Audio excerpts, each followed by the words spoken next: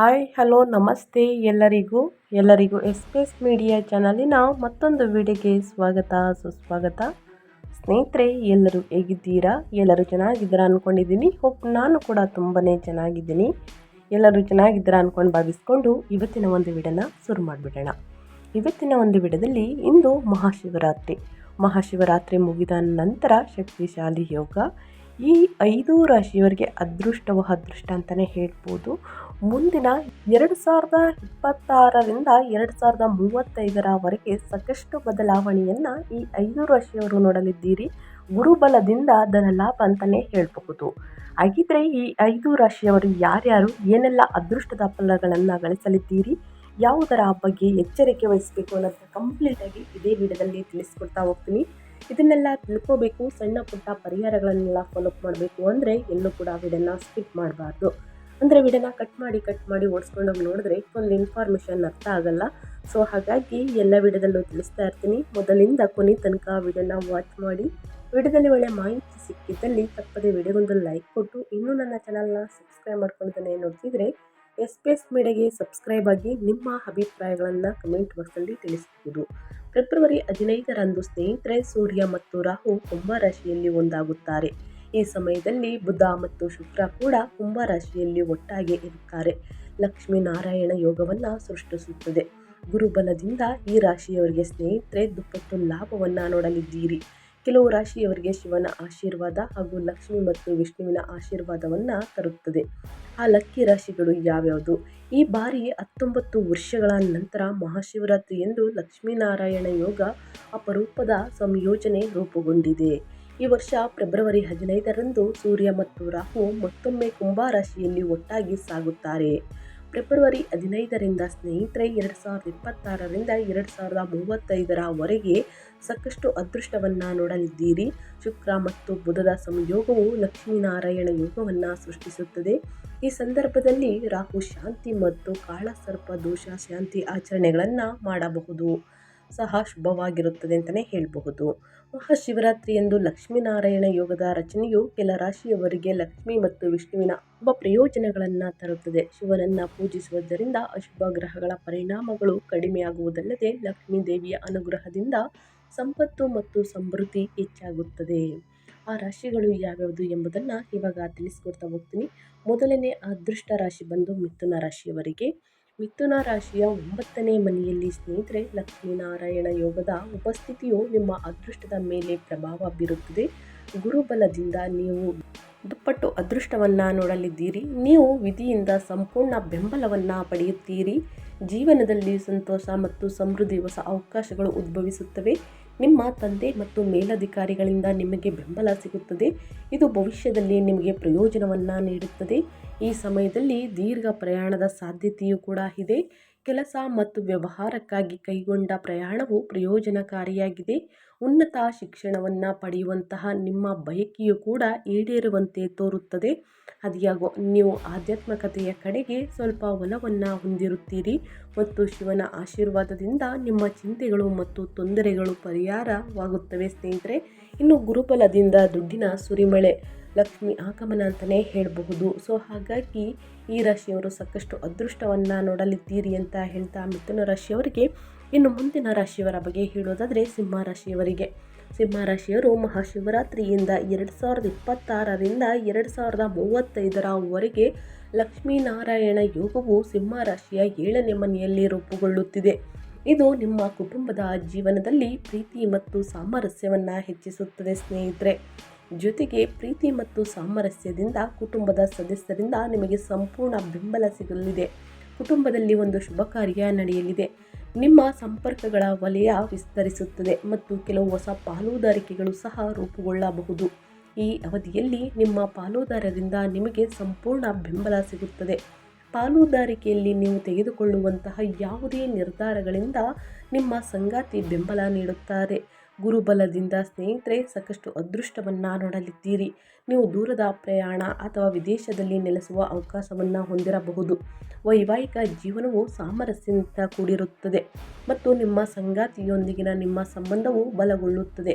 ಇದು ನಿಮಗೆ ಮನಸ್ಸಿನ ಶಾಂತಿಯನ್ನು ತರುತ್ತದೆ ಅಂತಲೇ ಹೇಳಬಹುದು. ಸೊ ಹಾಗಾಗಿ ಸಾಕಷ್ಟು ಅದೃಷ್ಟದ ಫಲಗಳನ್ನು ಗಳಿಸಲಿದ್ದೀರಿ ಅಂತ ಹೇಳ್ತಾ, ಇನ್ನು ಮುಂದಿನ ರಾಶಿಯವರ ಬಗ್ಗೆ ಹೇಳೋದಾದರೆ, ಮುಂದಿನ ರಾಶಿ ಬಂದು ಸ್ನೇಹಿತರೆ ತುಲಾರಾಶಿಯವರಿಗೆ ಮಹಾಶಿವರಾತ್ರಿಯಿಂದ ಸ್ನೇಹಿತರೆ 2035 ತುಲಾರಾಶಿಯ 5ನೇ ಮನೆಯಲ್ಲಿ ಲಕ್ಷ್ಮೀನಾರಾಯಣ ಯೋಗವು ರೂಪುಗೊಳ್ಳುತ್ತಿದೆ. ಈ ಪ್ರಭಾವವು ನಿಮ್ಮ ಪೂರ್ಣ ಅದೃಷ್ಟವನ್ನು ತರುತ್ತದೆ. ನಿಮ್ಮ ಬುದ್ಧಿಶಕ್ತಿಯಿಂದ ನೀವು ಕಷ್ಟಕರವಾದ ಕೆಲಸಗಳನ್ನು ಸಹ ಸುಲಭವಾಗಿ ಪರಿಹರಿಸಲು ಸಾಧ್ಯವಾಗುತ್ತದೆ. ನಿಮ್ಮ ಸೃಜನಶೀಲ ಸಾಮರ್ಥ್ಯಗಳಿಂದ ನೀವು ಪ್ರಯೋಜನವನ್ನು ಪಡೆಯುತ್ತೀರಿ.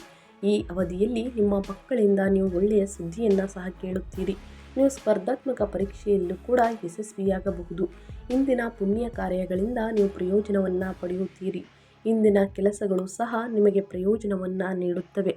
ವೃತ್ತಿ ಬೆಳವಣಿಗೆಗೆ ಅವಕಾಶಗಳಿವೆ. ಅಪಾಯಕಾರಿ ಉದ್ಯಮಗಳಲ್ಲಿಯೂ ಕೂಡ ನೀವು ಲಾಭಕ್ಕಾಗಿ ಅವಕಾಶಗಳನ್ನು ಬಳಸಿಕೊಳ್ಳಲು ಸಾಧ್ಯವಾಗುತ್ತದೆ ಅಂತಲೇ ಹೇಳಬಹುದು. ಸೊ ಹಾಗಾಗಿ ನೀವು ಯಶಸ್ವಿಯಾಗುತ್ತೀರಿ. ನಿಮ್ಮ ಕೆಲಸ ಮತ್ತು ವ್ಯವಹಾರದಲ್ಲಿಯೂ ನೀವು ಯಶಸ್ಸನ್ನು ಕಾಣಲಿದ್ದೀರಿ. ನಿಮ್ಮ ಅನುಭವವನ್ನು ನೀಡಿದರೆ ನಿಮಗೆ ಅನೇಕ ಹೊಸ ಜವಾಬ್ದಾರಿಗಳನ್ನು ನೀಡಬಹುದು. ಸಮಾಜದಲ್ಲಿ ನಿಮ್ಮ ಗೌರವ ಹೆಚ್ಚಾಗುತ್ತದೆ ಮತ್ತು ಜನರಲ್ಲಿ ನಿಮ್ಮ ಇಮೇಜ್ ಬಲಗೊಳ್ಳುತ್ತದೆ. ಈ ಸಮಯದಲ್ಲಿ ನೀವು ಕೆಲವು ಗಮನಾರ್ಹ ಯಶಸ್ಸನ್ನು ಸ್ನೇಹಿತರೆ ಸಹ ಪಡೆಯಬಹುದು. ಸೊ ಹಾಗಾಗಿ ಸಾಕಷ್ಟು ಅದೃಷ್ಟವನ್ನು ತುಲಾರಾಶಿಯವರು ಗಳಿಸಲಿದ್ದೀರಿ ಅಂತ ಹೇಳ್ತಾ, ಇನ್ನು ಮುಂದಿನ ರಾಶಿಯವರ ಬಗ್ಗೆ ಹೇಳೋದಾದರೆ ವೃಷಭ ರಾಶಿಯವರು ಏನೆಲ್ಲ ಅದೃಷ್ಟದ ಫಲಗಳನ್ನು ಗಳಿಸಲಿದ್ದೀರಿ, ಯಾವುದರ ಬಗ್ಗೆ ವೃಷಭ ರಾಶಿಯವರು ಎಚ್ಚರಿಕೆ ವಹಿಸಬೇಕು ಅಂದರೆ, ವೃಷಭ ರಾಶಿಯವರಿಗೆ ಗುರುಬಲದಿಂದ ಸ್ನೇಹಿತರೆ ದುಡ್ಡಿನ ಸುರಿಮಳೆ ಅಂತಲೇ ಹೇಳ್ಬಹುದು. ಆಕಸ್ಮಿಕ ಧನ ಲಾಭವನ್ನು ನೋಡಲಿದ್ದೀರಿ. ಜೊತೆಗೆ 10ನೇ ಮನೆಯಲ್ಲಿನ ಈ ಸಂಚಾರವು ನಿಮ್ಮ ಸಾಧನೆಗಳನ್ನು ಮತ್ತು ಸಾರ್ವಜನಿಕ ಇಮೇಜನ್ನು ಹೆಚ್ಚಿಸುತ್ತದೆ. ನಿಮ್ಮ ವೃತ್ತಿ ಜೀವನವು ಅತ್ಯುತ್ತಮವಾಗಿರುತ್ತದೆ. ಸರ್ಕಾರಿ ಇಲಾಖೆಗಳಿಗೆ ಸಂಬಂಧಿಸಿದ ಕೆಲಸದಲ್ಲಿ ನೀವು ಯಶಸ್ವಿಯಾಗುತ್ತೀರಿ. ನಿಮ್ಮ ಕೆಲಸ ಮತ್ತು ವ್ಯವಹಾರದಲ್ಲಿಯೂ ಕೂಡ ನೀವು ಯಶಸ್ಸನ್ನು ಕಾಣಲಿದ್ದೀರಿ. ಸ್ನೇಹಿತರೆ ಸಾಕಷ್ಟು ಅದೃಷ್ಟವನ್ನು ಗಳಿಸಲಿದ್ದೀರಿ.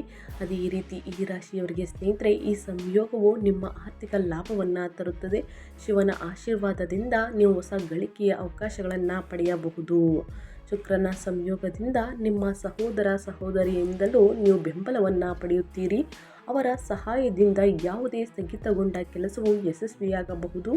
ಹೆಚ್ಚುವರಿಯಾಗಿ ಈ ಸಮಯವು ನಿಮಗೆ ನಿಮ್ಮ ಇಚ್ಛೆಗಳ ನೆರವೇರಿಕೆಯ ಸಮಯವಾಗಿರುತ್ತದೆ. ಸಾಮಾಜಿಕ ಸಂಬಂಧಗಳು ಬಲಗೊಳ್ಳುತ್ತವೆ ಮತ್ತು ನಿಮ್ಮ ಇಮೇಜ್ ಮೊದಲಿಗಿಂತ ಬಲವಾಗಿರುತ್ತದೆ.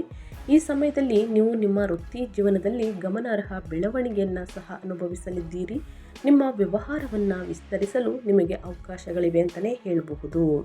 ಇನ್ನು ಮುಂದಿನ ರಾಶಿಯವರ ಬಗ್ಗೆ ಹೇಳೋದಾದರೆ ಮೇಷರಾಶಿಯವರು ಏನೆಲ್ಲ ಅದೃಷ್ಟದ ಫಲಗಳನ್ನು ಗಳಿಸಲಿದ್ದೀರಿ, ಯಾವುದರ ಬಗ್ಗೆ ಮೇಷರಾಶಿಯವರು ಎಚ್ಚರಿಕೆ ವಹಿಸಬೇಕು ಅನ್ನೋದನ್ನ ನೋಡ್ತಾ ಹೋಗೋಣ.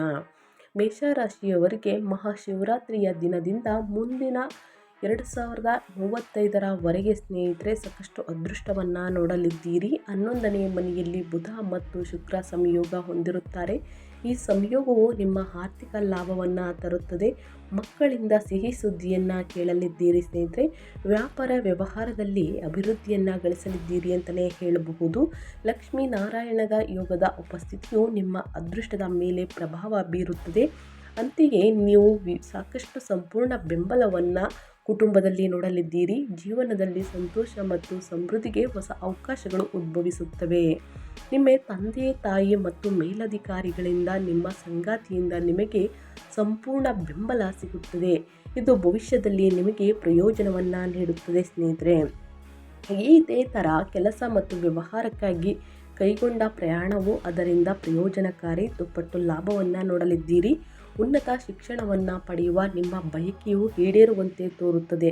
ಅದ್ಯಾಗೋ ನೀವು ಆಧ್ಯಾತ್ಮಿಕತೆಯ ಕಡೆಗೆ ಸ್ವಲ್ಪ ಒಲವನ್ನು ಹೊಂದಿರುತ್ತೀರಿ ಮತ್ತು ಶಿವನ ಆಶೀರ್ವಾದದಿಂದ ನಿಮ್ಮ ಚಿಂತೆಗಳು, ಕಷ್ಟಗಳು, ಸಮಸ್ಯೆಗಳು ಮತ್ತು ಅಡೆತಡೆಗಳು, ತೊಂದರೆಗಳು ಪರಿಹಾರವಾಗುತ್ತವೆ ಅಂತಲೇ ಹೇಳಬಹುದು. ಸೊ ಹಾಗಾಗಿ ಏನೆಲ್ಲ ಅದೃಷ್ಟದ ಫಲಗಳನ್ನು ಗಳಿಸಲಿದ್ದೀರಿ, ಯಾವುದರ ಬಗ್ಗೆ ಎಚ್ಚರಿಕೆ ವಹಿಸಬೇಕು ಅನ್ನೋದನ್ನ ಕಂಪ್ಲೀಟಾಗಿ ತಿಳಿಸ್ಕೊಟ್ಟಾಯಿತು ಸ್ನೇಹಿತರೆ. ಪ್ರತಿ ಸೋಮವಾರದ ದಿನ ಶಿವನ ಮಂತ್ರವನ್ನು ಜಪಿಸಿ 108 ಬಾರಿ. ಕಷ್ಟಗಳು, ಸಮಸ್ಯೆಗಳು ಇದ್ರೂ ಕೂಡ ಸಂಪೂರ್ಣವಾಗಿ ನಿವಾರಣೆಯಾಗಲಿದೆ ಅಂತ ಹೇಳ್ತಾ ನಾನು ವಿಡಿಯೋನ ಎಂಡ್ ಮಾಡ್ತಾ ಇದ್ದೀನಿ. ಇವತ್ತಿನ ಒಂದು ವಿಡಿಯೋದಲ್ಲಿ ಒಳ್ಳೆಯ ಮಾಹಿತಿ ಸಿಕ್ಕಿದ್ದಲ್ಲಿ, ಈ ವಿಡಿಯೋ ಯೂಸ್ಫುಲ್ ಅನಿಸಿದ್ದಲ್ಲಿ ವಿಡಿಯೋಗೆ ಲೈಕ್ ಮಾಡಿ, ಕಮೆಂಟ್ ಮಾಡಿ, ನಿಮ್ಮ ಅಭಿಪ್ರಾಯವನ್ನು ತಿಳಿಸಿ ಅಂತ ಹೇಳ್ತಾ ನಿಮಗೂ ಮತ್ತು ನಿಮ್ಮ ಕುಟುಂಬಕ್ಕೆ ತುಂಬಾ ಒಳ್ಳೆಯದಾಗಲಿ. ಮತ್ತೊಂದು ವಿಡಿಯೋ ಜೊತೆ ಮತ್ತೊಂದು ಹೊಸ ಭವಿಷ್ಯದಲ್ಲಿ ಸಿಗ್ತೀನಿ. ನಿಮಗೂ ಮತ್ತು ನಿಮ್ಮ ಕುಟುಂಬಕ್ಕೆ ತುಂಬಾ ಒಳ್ಳೆಯದಾಗಲಿ. ಶಿವನ ಅನುಗ್ರಹ ನಿಮ್ಮ ಮೇಲಿರಲಿ ಅಂತ ಹೇಳ್ತಾ ಥ್ಯಾಂಕ್ ಯು ಫಾರ್ ವಾಚಿಂಗ್.